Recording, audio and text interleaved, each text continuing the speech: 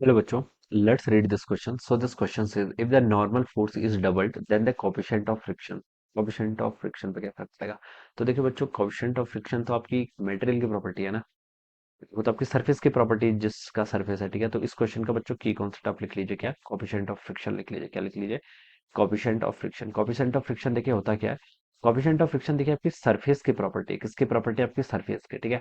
अब मान लीजिए जैसे आपने कॉपर की बात कर रहे हैं, ठीक है, तो कॉपर सरफेस के लिए कॉफिशिएंट ऑफ फ्रिक्शन अलग होगा, ठीक है। अगर आप यहाँ पर कोई वुडन ब्लॉक लेके आ गए, वुडन के लिए अलग होगा, ठीक है, कोई स्टील ब्लॉक लेके आ गए, उसके लिए अलग होगा। तो कॉफिशिएंट ऑफ फ्रिक्शन किसकी प्रॉपर्टी है? ये तो जस्ट आपकी प्रॉपर्टी है किसकी, इसको हम लिख सकते हैं ऐसे, this is a property of, क्या लिख सकते हैं, this is a property of material, ठीक है। ये आपके मटेरियल्स की प्रॉपर्टी, किसकी, मटेरियल या फिर ब्लॉक की प्रॉपर्टी है, ठीक है। ये आपकी बाकी नॉर्मल फोर्सेस का क्या मतलब, ये तो आपकी प्रॉपर्टी है, ठीक है, किसकी, सरफेस की, ठीक है, जो सरफेस की हम बात कर रहे हैं। तो प्रॉपर्टी ऑफ मटेरियल, तो ये तो आपकी क्या रहेगा, इट विल रिमेन्स अनचेंज, तो ये क्या रहेगा आपका, नॉट चेंज वाला ऑप्शन क्या हो जाएगा, करेक्ट हो जाएगा, ठीक है। अगर फ्रिक्शन फोर्स बोला होता तब हम बता सकते थे चेंज हो सकता है, लेकिन कोएफिशिएंट ऑफ फ्रिक्शन में कोई चेंज नहीं होगा, because it is the property of the material, इसकी वैल्यू क्या रहती है, कांस्टेंट ही रहती है। तो करेक्ट ऑप्शन क्या है, डी ऑप्शन हो जाएगा। So D option will be the answer of this question, right? So I hope you all understood this concept. All the best and thank you so much.